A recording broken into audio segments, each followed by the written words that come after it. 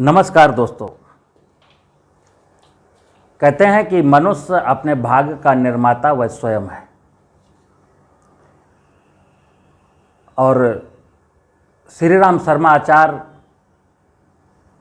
ने कहा है, कर्मों के फल से न बचोगे, चलना जरा संभाल के, अभी समय है अभी बदल लो तेवर अपनी चाल के। व्यक्ति को ये व्यक्ति अकेला आया और अकेला जाएगा, और कहते हैं जैसा कर्म करके जाएगा वैसा ही उसको आगे परिणाम मिलने वाला है। इस सत्य को जानते हुए भी कि जीवन में मैंने जैसा किया है वैसा मुझको भरना ही पड़ेगा, बावजूद इसके ये समाज हमारे मरने के बाद मेरी आत्मा की शांति के लिए न जाने कितने यत्न करता है। दाह संस्कार तो एक जरूरी क्रिया है कि जो शरीर मर गया है, जो व्यक्ति मर गया है, उसके शरीर का डिस्पोज आप होना चाहिए अपने अपने रीति रिवाज के अनुसार, वो जलाया जाए या दफनाया जाए। लेकिन उसके बाद जो हम दिन करते हैं, तेरहवीं करते हैं, पिंडदान करते हैं, इनके पीछे की कहानी मैं आपको बता रहा हूं। दो विषय आपको समझने हैं। जैसे कि अभी बहुत सारे जातियों के लोग ऐसा कहते हैं कि मृत्यु भोज, ये जो 13वीं होता है उसको मृत्यु भोज बोलते हैं। कई बुद्धिजीवियों ने मृत्यु भोज को अभिशाप माना है, मृत्यु भोज पर प्रतिबंध लगाने की बात की है और अपने समाज में ऐसी जागरूकता फैला रहे हैं कि भाई मृत्यु भोज ना किया जाए। और ठीक बात है, जिस घर में गमी हुई है फिर 13 दिन बाद उसको समाज, वो एक व्यवस्था थी, सामाजिक व्यवस्था थी कि फिर वो 100, 200, 500, 1000 लोगों को दावत का इंतजाम करता था। कई मर्तबा जो परिवार का व्यक्ति गया वो बुजुर्ग था और वो परिवार साधन संपन्न था, वो लोगों को खिलाता है खिलाए। लेकिन जब ये परंपरा बन जाती है, एक गरीब था और उसका नौजवान खाने कमाने वाला मेहनत करने वाला सदस्य गया है, उसके ऊपर भी समाज का एक प्रेशर था कि तुम भी 13वीं करो। तो यहाँ पर तो दुख की बात है कि उसके घर में तो वैसे ही दिक्कतें हैं और समाज एक प्रेशर डालता है कि नहीं 13वीं तो जरूरी है। तो ये जो मृत्यु के बाद जो नाना प्रकार के संस्कार हैं, जैसा कि मैंने कहा कि एक शरीर को डिस्पोज आप करने के लिए उसका दाह संस्कार तो एक जरूरी क्रियाक्रम है, वो किया ही जाना चाहिए। और उसके बाद शुद्धिकरण का जो काम होता है घर में, उसी दिन एक छोटा सा यज्ञ करा दिया जाए, ताकि चूँकि वो डेड बॉडी 24 घंटा 12 घंटा कुछ समय घर में रखी रही है और उसके द्वारा कुछ बैक्टीरिया कुछ ऐसे निकले होंगे जो उस एनवायरनमेंट में होंगे, तो वो शुद्धिकरण किया जाना भी ठीक है। लेकिन उस मृत जो व्यक्ति मर गया, उसकी आत्मा की शांति के लिए जब हम कुछ करते हैं तो दो बातें हैं। शास्त्रों में दोनों चीजें लिखी हैं। अब देखिए आप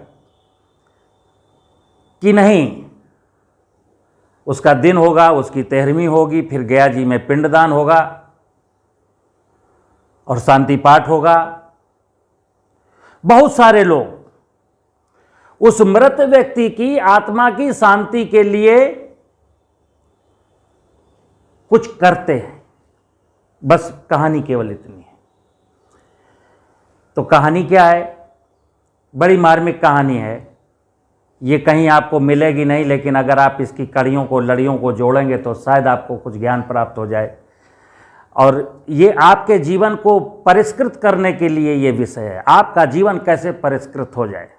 तो जैसा कि मैंने पहले बताया कि जब मैं मरूंगा तो जाहिर सी बात है कि मैंने अपने जीवन में जो कर्म किए हैं, कुकर्म किए हैं, उनके अच्छे और बुरे परिणाम तो मुझको झेलने ही पड़ेंगे, और कुछ तो भगवान ने, ईश्वर ने इस जन्म में दिए होंगे, जो शेष रह जाएंगे अगले जन्म में उनको चुकाना ही पड़ेगा। और मैं अपने कर्म लेकर के जाऊंगा, अपने कुकर्म लेकर के जाऊंगा। फिर दुनिया की कौन सी ऐसी ताकत है कि जो मेरी आत्मा की शांति के लिए जो है ईश्वर से प्रार्थना करती है? तो मैं कहता हूं, हुआ क्या कि जो 13वीं शब्द है, 13वीं में मैं आपको याद दिलाता हूं। जिस दिन भोजन होता है उस दिन एक पक्षियों का प्रतिनिधि है कौवा, पक्षी समाज का प्रतिनिधि है कौवा। कौवे के लिए एक थाली परोसी जाती है और बड़े जीवों में एक प्रतिनिधि है गाय। गाय के लिए अलग से पत्तल परोसा जाता है।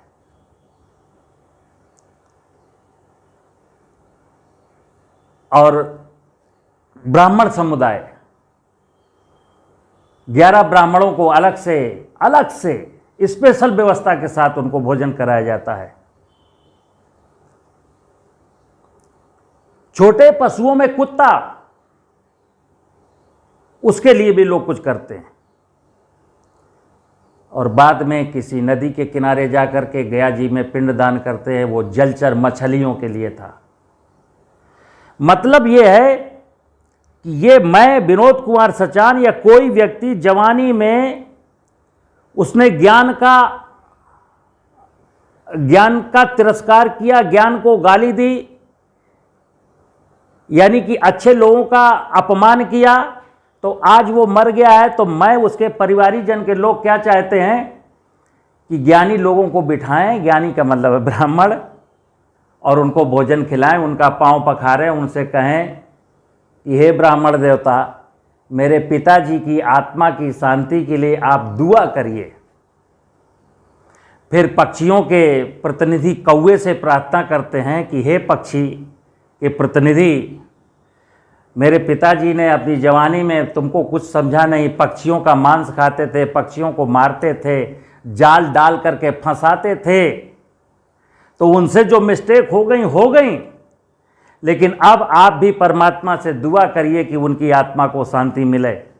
हे गाय माता, आप तो बड़े जानवरों की जो है प्रतिनिधित्व करती हैं, आप भी दुआ करिए कि मेरे पिताजी की आत्मा को शांति मिले। फिर आगे चल करके जब मैं गया जी में, वो आटे के लड्डू बना करके पानी में डाले जाते हैं जिससे वो मछलियाँ और मगरमच्छ खाते हैं।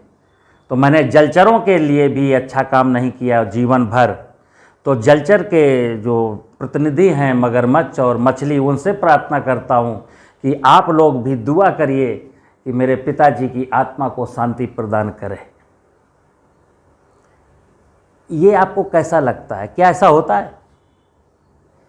एक तरफ तो मैं ये कहता हूँ कि मनुष्य अपने कर्म या कुकर्म का प्रतिफल स्वयं भोगता है, और कहते हैं कर्मों के फल से न बचोगे, चलना जरा संभाल के, अभी समय है अभी बदल लो तेवर अपनी चाल के। मैं जो कहता हूं विषय केवल इतना है मित्र कि मैं जीवन में ऐसा काम ना करूं कि मेरे बच्चों को, मेरे परिवार के सदस्यों को मेरी आत्मा की शांति के लिए इधर उधर दर दर भटकना पड़े और फिर भी मेरी आत्मा को शांति वो न दिला पाएं। मैं ऐसा काम करके क्यों जाता हूं? हर व्यक्ति को जीवन में ऐसा काम करना है और अपने बच्चों से कहना है, जब हमारी उम्र बड़ी हो जाए और लगे कि बस अब मेरी उम्र साल 2 साल 6 महीना है, तो डंके की चोट पर वो व्यक्ति अपने बच्चों से ये कह के जाए कि मेरे शरीर को डिस्पोज आप कर देना, उसके बाद कोई नाटक करने की जरूरत नहीं है। क्योंकि ये तो तय है कि जो मैंने किया, ये बार बार कह रहा हूं, जो मैंने किया है उसका परिणाम मुझे भोगना पड़ेगा। अगर आत्मा को मेरी भटकना है तो भटकना पड़ेगा। फिर इस संसार में अगर 2 लाख लोग भी दुआ करें कि हे परमात्मा इसकी आत्मा को शांति दो, तो शांति देगा नहीं वो परमात्मा। क्यों? कैसे दे सकता है? तो जीवन का नियम है, जो फसल आपने बोई है आप ही को काटनी है, अच्छी बोई है या बुरी बोई है। और जो शांति की कामना करते हैं किसी के लिए, उनको भी बता दूं, ये इतना हल्का विषय नहीं है कि हम कह देते हैं कभी कि परमात्मा दिवंगत आत्मा को शांति प्रदान करे। ये एक ऐसा विषय है, बड़ा संवेदनशील है। अब इतनी सी बात इसमें फंसती है कि मैं अगर ये कहूं कि परमात्मा इसकी दिवंगत आत्मा को शांति प्रदान करे, या मैं ये कहूं कि हे परमात्मा इसकी आत्मा की वो शांति ना मिले, तो ये अपराध है कि मैं ऐसी प्रार्थना क्यों करूं। समझना केवल इतना है कि क्या आप प्रार्थना करने योग्य हैं। अगर आप कह रहे हैं कि हे परमात्मा इस आत्मा को शांति प्रदान करना, तो क्या आप इस योग्य हैं कि परमात्मा आपकी सुन ले। तो अपने जीवन को ऐसा बना डालिए कि मैं जब मरूंगा तो मेरी आत्मा की शांति के लिए किसी को दुआ ना करनी पड़े, और मैं जीवन में ऐसा बन जाऊं कि अगर मैं किसी की आत्मा की शांति के लिए दुआ कर दूं तो परमात्मा बाध्य हो मेरी प्रार्थना कबूल करने के लिए। मित्र, ये जीवन कहलाता है। तो ये जीवन कब मिलता है? जब मैंने बताया वृक्षों को, प्रकृति में जो चीजें दिखती हैं आंखों से, जिनका आप उपभोग करते हो, उपयोग करते हो, जो आपको जीवन भर मदद करती हैं, वनस्पतियों को, जलचर को, थलचर को, नभचर को और प्रबुद्ध वर्ग को, ब्राह्मण माने द्विज को, जिनको ज्ञान प्राप्त था, तो द्विज का सम्मान करना, वनस्पतियों का प्रोपगेशन करना, वनस्पतियों का संरक्षण संवर्धन करना, जीवों का संरक्षण और संवर्धन करना, पशुओं का संरक्षण और संवर्धन करना, और मानव मात्र की खुशहाली के लिए काम करना। मैं दावे के साथ कहता हूं कि चैन से मरिए, केवल इस बॉडी को डिस्पोज आप कोई करे करे ना करे ना करे अलग की बात है, आप तो चले गए, लेकिन आपकी आत्मा की शांति के लिए संसार को कुछ करने की जरूरत नहीं है। न जिंदा रहते और न मरते हम परमात्मा के साथ ऐसा संबंध स्थापित करें। और मैंने कहा यही आध्यात्म का विषय है, यही आध्यात्म का विषय है, क्योंकि मैं अकेली इकाई हूं, जो अकेला आया था अकेला जाऊंगा। हाँ, जीवन यात्रा मेरी समाज के बीच, प्रकृति की व्यवस्था के बीच गुजरेगी, तो प्रकृति की और समाज की व्यवस्था के बीच परस्परता में जीने का प्रयास ही धर्म है। नमस्कार।